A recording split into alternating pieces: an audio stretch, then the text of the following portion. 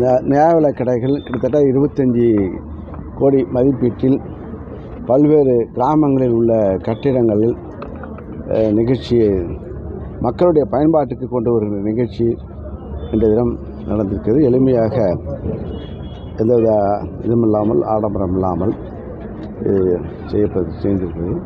அரசுடைய ஒவ்வொரு ஊராட்சியிலும் ஒவ்வொரு கிராமத்திலும் இது போன்ற மக்கள் நலன் சார்ந்துள்ள பணிகளை செய்து கொண்டிருக்கின்றோம்.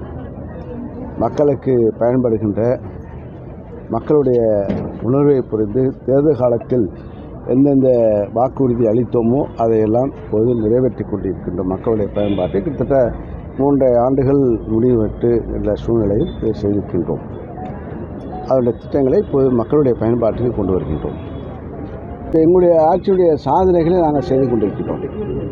இப்போ எங்களுடைய சாதனைகளை இப்போது மக்கள் அனுபவித்து கொண்டிருக்கிறார்கள். இது இதுவரை இன்னும் சொல்லப்போனால் இந்த 1000 ரூபா பணத்திட்டம் இந்தியாவில் உலகத்திலேயும் பிரம்மாண்டமாக 1,18,00,000 பெண்களுக்கு கொடுக்கின்ற திட்டம். இது எந்த ஆட்சியும் செய்யாத ஒரு சாதனையாக இது செய்திருக்கின்றோம்.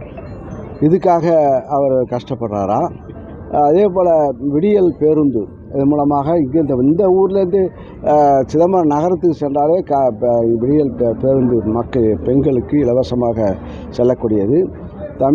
அதே போல் தமிழ் புதல்வன் திட்டம், அதே போல் புதுமை பெண் திட்டம்.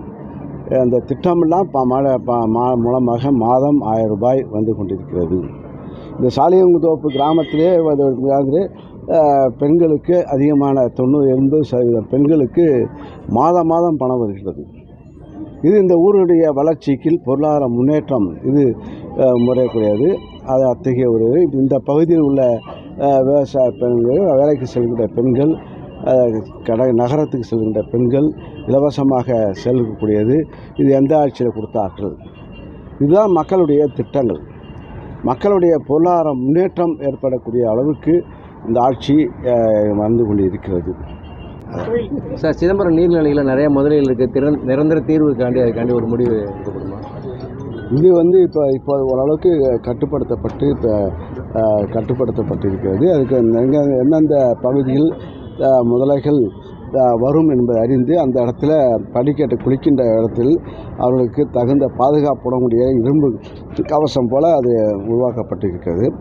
அது அப்போது இப்போது வெள்ளம் ஏற்படுகின்ற போது இது போன்ற நிலைகள் வருகிறது. அதுக்கு இந்த துறை மாவட்ட நிர்வாகம் தீவிரமாக கண்காணித்து நடவடிக்கை எடுக்கணும்.